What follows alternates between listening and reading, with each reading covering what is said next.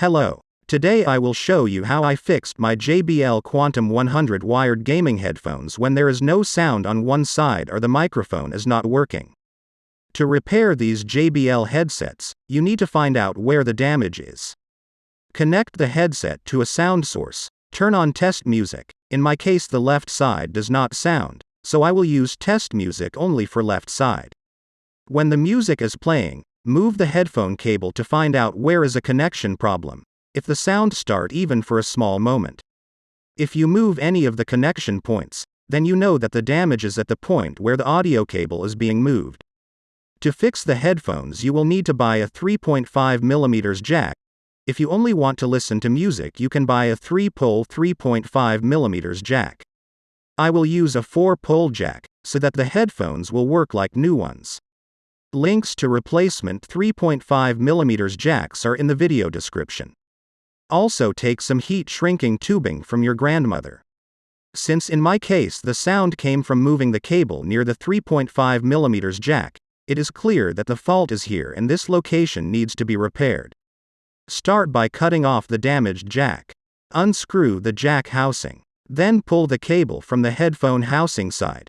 To tighten the cable and make it last longer after the repair, put the jack housing on the cable, as this will not be possible after the repair. To find out the correct color wiring, carefully remove the cable outer jacket. Then divide the wires by color. But very carefully, as the smallest wire at the wrong color will give incorrect information about the color wiring. If you don't like this step you can unscrew the headphone housing and look inside the wiring to see which color is for which channel. Then tin all wires to the damaged jack, so you can use a multimeter to check which color wire is left, right, ground and mic. Then check all wires with multimeter. If you don't know how to use multimeter, there is an URL on the video description how to use multimeter for headphones repair.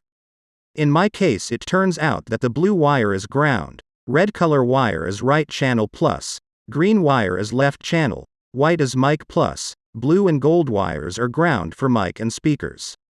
Once the color wiring is found, carefully remove a few centimeters of the cable outer jacket, but very carefully so that the internal wires are not damaged. Then carefully separate the wires by color, but so that the smallest wire hairs does not come to the wrong color. Otherwise there will be a short circuit after repair and the headphones will not work properly. When all the wires are split, I get 5 wires, green for left, blue for ground, red for right, gold for ground and white for mic. Then twist together the blue and gold wires as they are both for the ground contact. Then cut a small size heat shrink tubing, make it wider with the pliers and put it on the cable. Then tin all the wires so that they can be soldered to the 3.5mm jack contacts more easily and qualitatively. Take the jack and use the pliers to spread the cable fixing clamp wider. Then tin the all jack contacts. This will help to solder the wires more easily and qualitatively.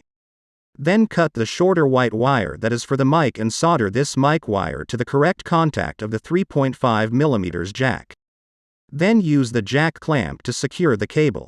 Then tin the green wire to the required length and pinch off the excess length, solder the wire to the jack.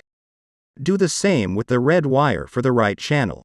Then tin the blue and gold wires together, pinch off the excess length and solder these wires to the ground contact. The most important thing about soldering wires to the jack contacts is that you have to make sure that there are no short circuits between the wires. In the next step, apply the superglue where the cable is fixed to the jack. Attach the heat shrink tubing over the top. This will give a better fixation of the cable and a longer working life of the headphones. Then cover all contacts with granny nail polish to prevent future short circuits. Apply superglue over the top and screw on the jack housing.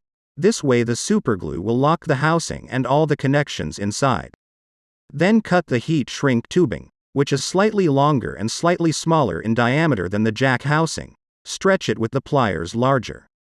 Apply superglue where the wire enters the jack and put the heat shrink tubing over the top. This will improve the look and lock the wire even better. If you want you can do as I did and put another heat shrinking tubing over the top. I like the way it looks. Also the cable is locked as well as it can be. Here is the result. Can you tell that it is not the original jack?